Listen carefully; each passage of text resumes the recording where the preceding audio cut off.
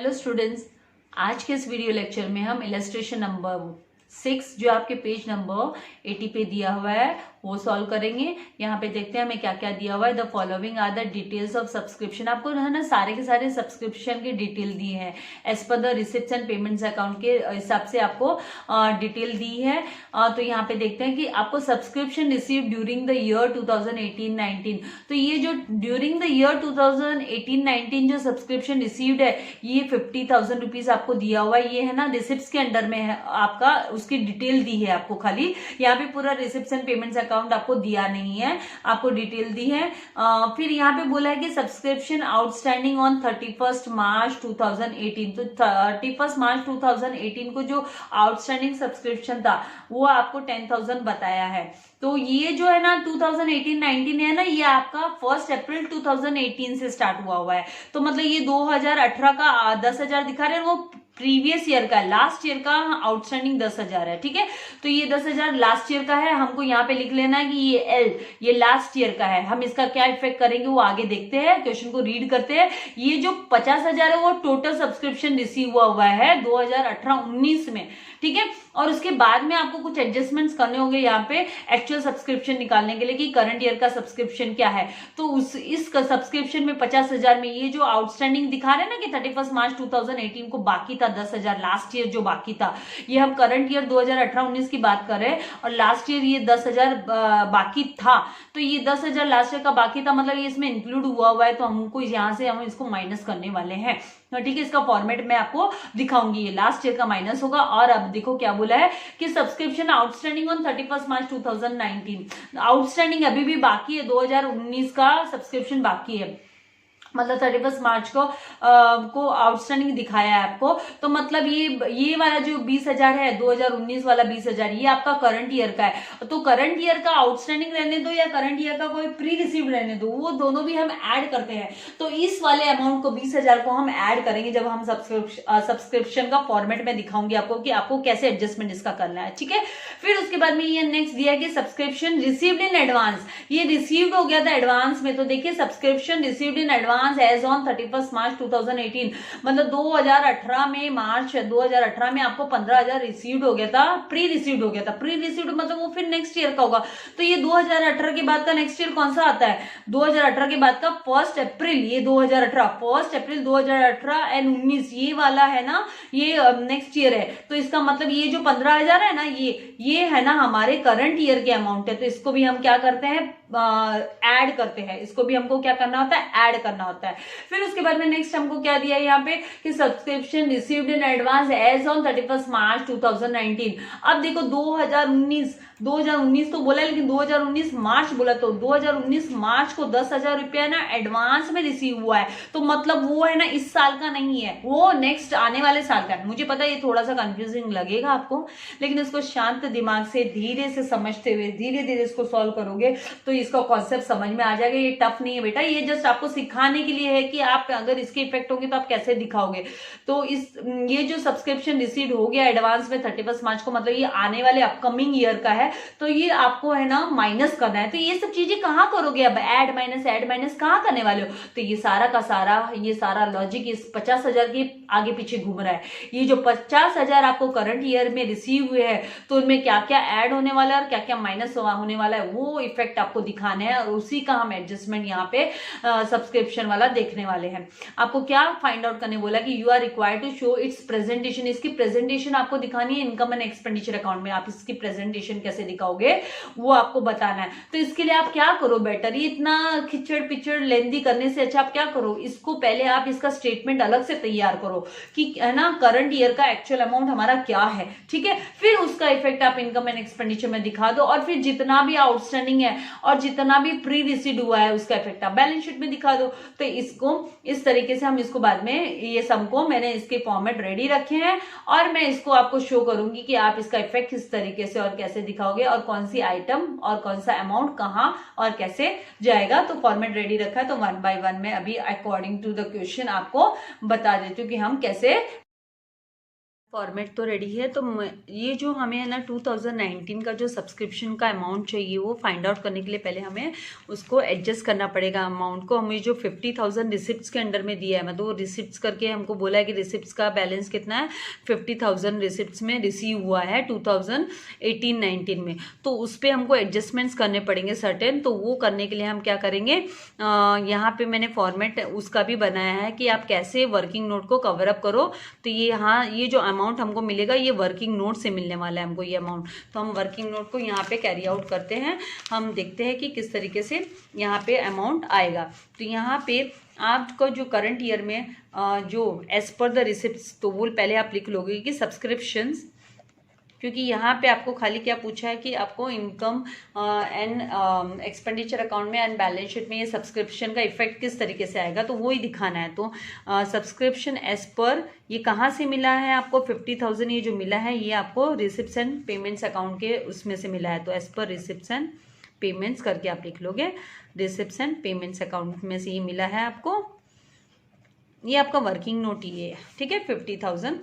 फिर अब आपको वहाँ पे क्या बोला है कि जो आपको जो सेकंड स्टेटमेंट दिया है, उस सेकंड स्टेटमेंट में आपको 50,000 के बाद में स्टेटमेंट दिया कि सब्सक्रिप्शन आउटस्टैंडिंग ऑन 31 मार्च 2018 का आउटस्टैंडिंग है, मतलब तो वो इसमें इंक्लूड, मतलब ये अब 2019 में आपको ये बैलेंस 18 और 19 में ये बैलेंस मिला हुआ है, राइट।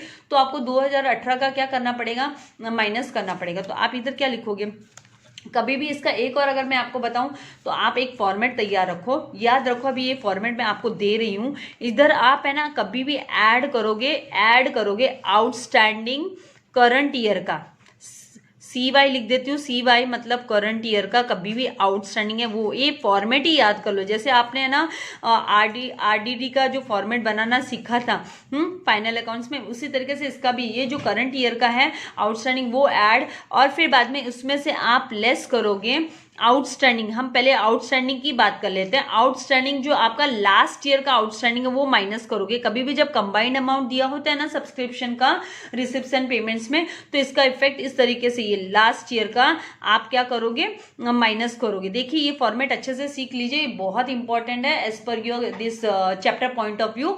तो आपको इस पर ध्यान देना काफी जरूरी है। तो ये लास्ट ईयर का जो भी आउटस्टैंडिंग होगा वो माइनस करना है। फिर बाद में आपको इस फॉर्मेट में एक चीज क्या करनी है कि आपको लेस करना है अगर कोई एडवांस आपने ना ड्यूरिंग द ईयर रिसीव किया है तो वो, तो ये एडवांस ड्यूरिंग द ईयर का, ड्यूरिंग द ईयर जो भी वो ईयर है, अभी हम इसका ईयर डेट निकालते हैं, हमने क्वेश्चन रीड किया उसके हिसाब से।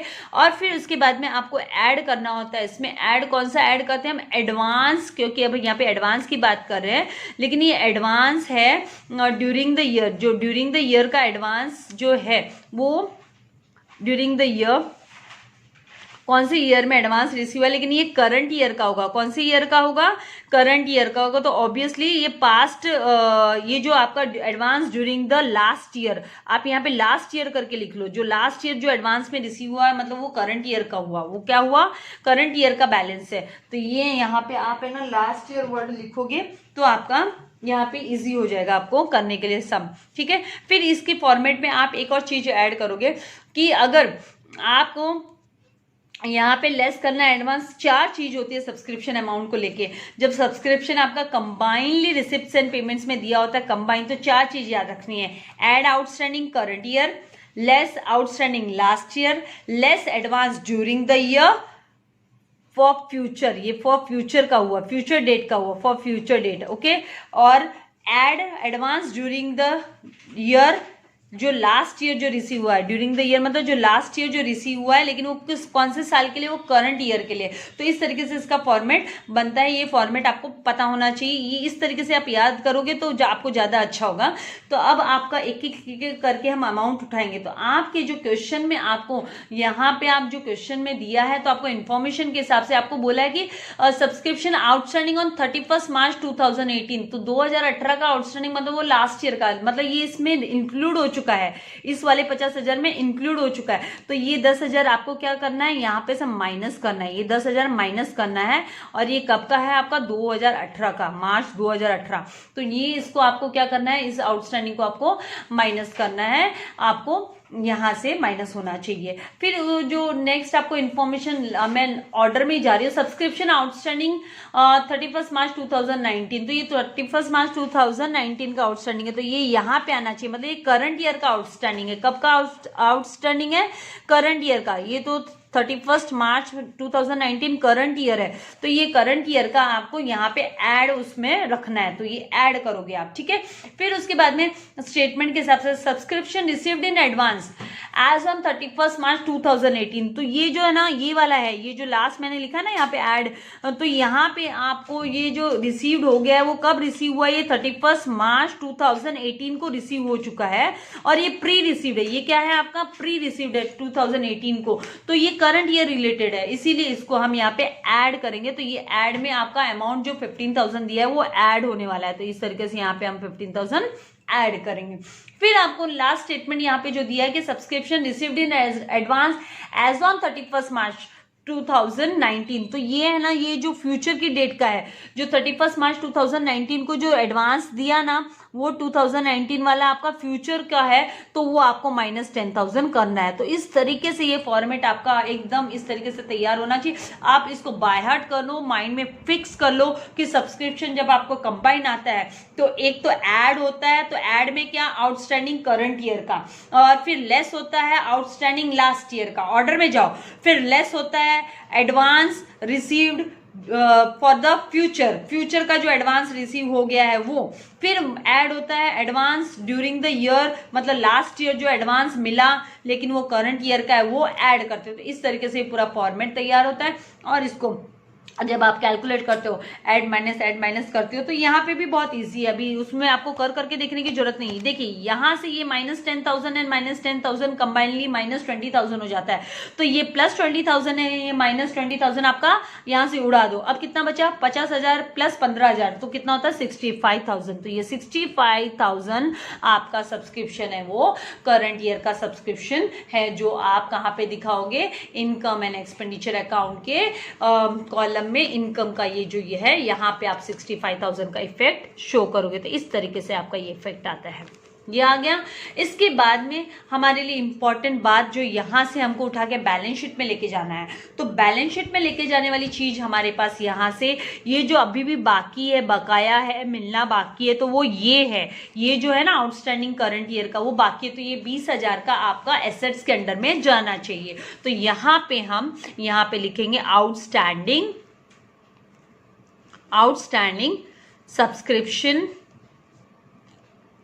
सब्सक्रिप्शन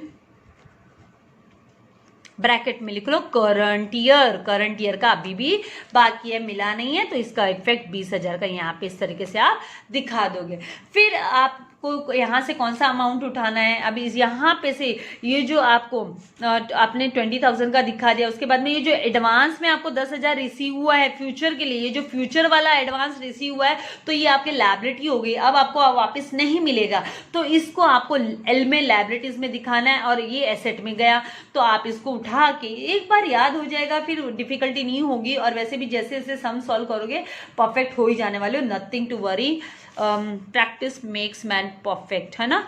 तो ये आपको याद रखना है कि प्रैक्टिस ही आपको परफेक्ट बना सकती है, किसी को भी, भले वो कोई भी हो, चाहे आपकी मिस हो चाहे आप हो, आपको प्रैक्टिस की जरूरत है, वो करने पे सब इजी हो जाता है, नथिंग इज डिफिकल्ट। ओके, सो इस तरीके से सब्सक्रिप्शन रिसीव्ड इन एडवांस का 10,000 का आप आउटर कॉलम में बैलेंस शीट के लायबिलिटीज के अंडर में दिखा दोगे। ये आपका फ्यूचर कंसर्न है, फ्यूचर वाला है, ये फ्यूचर वाली बात आ गई, ये फ्यूचर अमाउंट आपको मिला है, ये प्री रिसीव्ड हो गया है आपको, तो प्री रिसिप्ट्स होते हैं वो हम लायबिलिटीज के अंडर में शो करते हैं। यही आपका फाइनल अकाउंट जो पार्टनरशिप का है, सोल प्रोप्राइटर का था, उसका रूल है, और यही आपका एनपीओ के फाइनल अकाउंट का रूल है। तो नथिंग टू वरी, बहुत ईजी है सॉल्व करना, डिफिकल्ट नहीं है, तो इस तरीके से आप करोगे। और अगर आपको अभी ये जो लेजर अकाउंट बनाने बोल दिया, अगर आपको सब्सक्रिप्शन का लेजर अकाउंट बनाने बोल दिया, तो उसमें भी अमाउंट ट्रांसफर करना बहुत ईजी है। तो उसमें किस तरीके से किया जाता है कि आप जब सब्सक्रिप्शन अकाउंट बनाते हो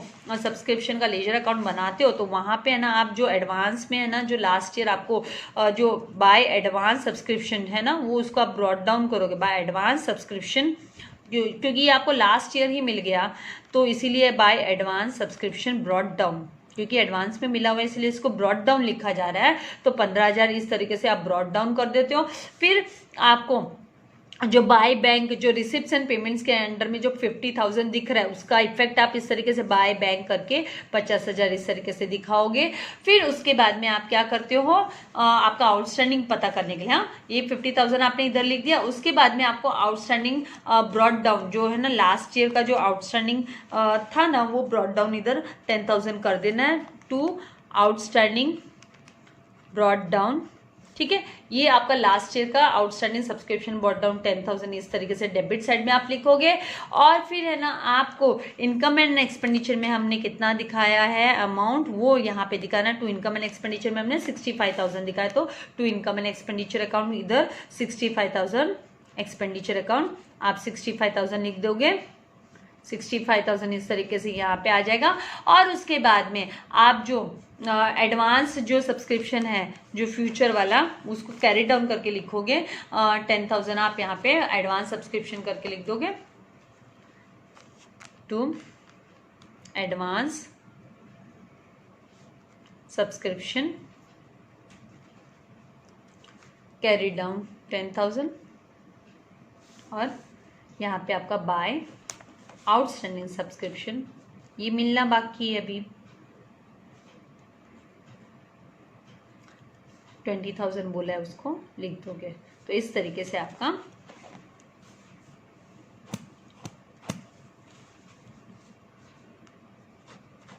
ये अकाउंट भी, जो लेजर अकाउंट होता है वो बन जाता है। बहुत इजी है, डिफ़िकल्ट नहीं है, प्रैक्टिस करते जाओ मेरे साथ साथ। वीडियोस के हेल्प से प्रॉब्लम सॉल्व करो, खाली देखो मत, सॉल्व भी करो। फॉर्मेट्स रेडी रखो, बनाओ, फिर मेरा वीडियो सुनो, क्वेश्चन रीड करो ध्यान से और सॉल्व करो। अकाउंट्स में तो आउट ऑफ इजीली निकाल सकते हैं, लेकिन उसके लिए रेगुलर प्रैक्टिस की जरूरत है। तो इस तरीके से इलस्ट्रेशन नंबर 6 भी मैंने कंप्लीट कर दिया है। नेक्स्ट वीडियो में हम 7th इलस्ट्रेशन सॉल्व करेंगे। माय डियर स्टूडेंट्स, अब तक अगर आपने मेरे चैनल को सब्सक्राइब नहीं किया तो प्लीज़ सब्सक्राइब कीजिए, बेल आइकॉन बटन को प्रेस कीजिए ताकि मेरे लेटेस्ट वीडियो के नोटिफिकेशन आपको मिलते रहे। अपने फ्रेंड्स के साथ शेयर कीजिए और लाइक करना मत भूलिएगा। Thank you very much, God bless you all.